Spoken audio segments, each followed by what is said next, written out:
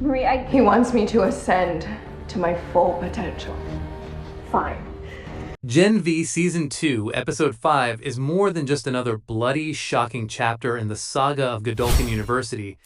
It's a turning point. A moment where the series stopped being a side story to the boys and instead positioned itself as the foundation for the franchise's future. And the reason for that shift can be summed up in two words: Marie Moreau. For the longest time, Marie's hemokinesis, her ability to control blood, was viewed as impressive but limited, a brutal survival tool rather than a world-shaking gift. But Episode 5 changes that. What we saw wasn't just hemokinesis anymore. It was something bigger, something godlike, the ability to manipulate biology itself. And in one heartbreaking, shocking moment, Marie didn't just heal, she resurrected. That one upgrade, that one boundary-breaking display, instantly reshapes what we know about her powers, about Gen V, and about the entire boys' universe. Because make no mistake, this isn't just a cool character boost. This is a tectonic shift in the franchise's mythology. So let's dig deep into Marie's journey so far, what this new power means, the ripple effects it could have across every character and faction, and how it may set up the final battles of both Gen V and the boys. This explains why Marie's power is more than dangerous, from blood to biology. Up until now, Marie's ability was straightforward: control blood. It made her dangerous in close combat and terrifying if she had a source of blood to weaponize. She could cut veins, form weapons, and even immobilize enemies. Brutal? Yes. Versatile? Not really. Against heavy hitters like Homelander or Soldier Boy, it always seemed like she would fall short. But what Episode 5 reveals is that her power isn't confined to bloodbending. It's biokinesis, control over the essence of life. By resurrecting her sister Annabeth, Marie proved that she doesn't just manipulate blood like water in pipes. She can restore flow, restart hearts, and literally cross the line between life and death. This is no longer a combat skill. It's a universal power that could change everything. To understand the magnitude, compare it to Homelander. His strength is physical, and his terror is visible. He rules with spectacle, flight, lasers, and brute dominance. Marie, in contrast, wields quiet terror. She doesn't need to smash through walls or burn buildings. She could end someone with a thought by halting their circulation.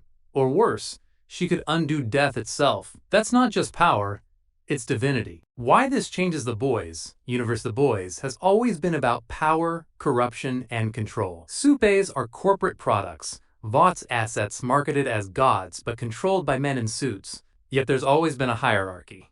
Homelander sits at the top because no one can challenge him physically.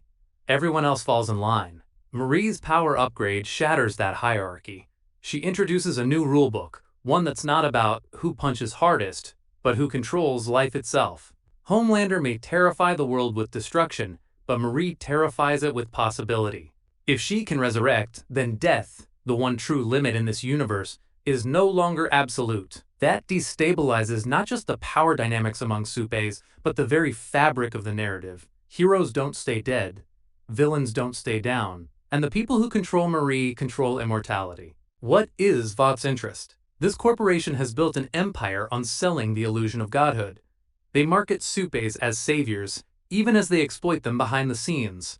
But what happens when a supe emerges who can actually perform miracles? Imagine Vought discovering Marie's resurrection power. They wouldn't just see a student. They'd see a gold mine, a weapon, a marketing campaign, the Angel of Vought, the girl who brings back heroes. Dead 7 members resurrected for a PR stunt. Soldiers brought back to life to push an agenda. Politicians revived to keep a narrative going.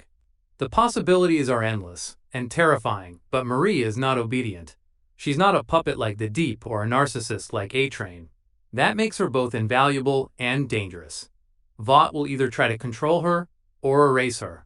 Either path makes her the single most important player in this universe going forward. The Butcher Factor, the man who has dedicated his life to finding ways to kill supes. Homelander most of all. Temp V gave him a temporary edge, but at a terrible cost. He knows time is running out. What happens when Butcher learns about Marie? He wouldn't just see a traumatized girl trying to survive. He'd see the one supe who could bypass Homelander's invincibility, not through brute force, but through biology. Imagine a final showdown. Homelander stands unchallenged, lasering through everything in sight, and then Marie, calm and resolute, stops his blood mid-flow. The god bleeds. The god falls. That's the moment the boys has been building toward, and Marie could be the one to deliver it. Ethical nightmares of resurrection. But with great power comes horrifying implications. Resurrection in any narrative is never clean. Think of stories like Pet Sematary or Frankenstein. Bringing someone back from the dead raises more questions than it answers. What if Marie's resurrected aren't truly alive? What if they come back altered, unstable, or soulless? What if her power can bring back bodies but not the essence of who someone was? That would twist her gift into something monstrous, making her both a miracle worker and an abomination creator. Even if her resurrection works perfectly, the moral cost is staggering. Who gets to live again? Who decides? If Marie revives her sister, why not revive countless others? If she refuses, is she a monster for letting people stay dead? If she agrees, does she risk tearing the natural order apart? In a world already poisoned by moral compromise, Marie's new ability introduces the most dangerous question yet. Should we conquer death, friend, or outcast? Marie's growth also threatens her friendships. Jordan, Emma, and Kate have stood by her, but will they still see her as a peer if she becomes godlike? Supes are notoriously jealous and fearful of anyone who breaks the power balance. Marie's evolution could fracture her inner circle, leaving her isolated, the savior nobody trusts, the weapon everyone fears. And let's not forget Kate's betrayal in Season 1. If Kate or others are tempted by Vought's promises, Marie could end up hunted not just by enemies but by her own allies. That's exactly the kind of tragic twist the boys loves. Possible future scenarios. 1. Vought weaponizes Marie. She's captured, branded as the Angel of Vought, and forced to resurrect heroes for propaganda. This could set up Gen V Season 3 as a prison break or rebellion story. 2. Butcher recruits her. She becomes the boys' nuclear option against Homelander. But Butcher being Butcher, he may exploit her power ruthlessly, pushing her toward a darker path. 3. Homelander hunts her. Once Homelander realizes she could stop him, he won't hesitate. He may see her as the only true rival god and target her relentlessly. Their confrontation could be the franchise's ultimate showdown. 4. The cost of resurrection. Marie brings someone back who shouldn't have been revived. Soldier Boy, Stormfront, or another dangerous figure. This would unleash chaos and test her morality. 5. The God Complex arc. Marie struggles with her identity. Does she lean into being a savior? Or does the pressure push her toward becoming exactly what she feared? A new kind of tyrant? Marie versus Homelander, the endgame. Let's face it, the real question is whether Marie could actually take down Homelander. On paper, yes. If she can stop blood flow or rupture internal organs, Homelander's invulnerability might not matter. He's strong, but he's still a biological organism. Marie could exploit that in ways no one else can. But narratively, it's more complex. Marie defeating Homelander wouldn't just be a cool fight.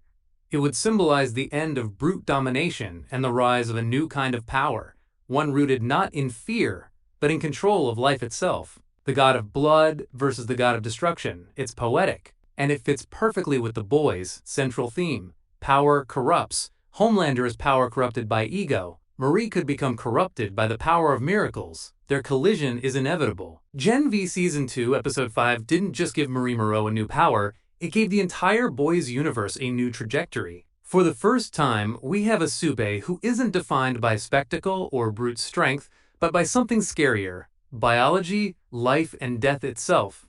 Marie's upgrade makes her the most dangerous wildcard in the franchise. She could heal or destroy, save or doom. Vought will want her, the boys will need her, Homelander will fear her, and the world may worship or hunt her. The real question is, what will Marie choose?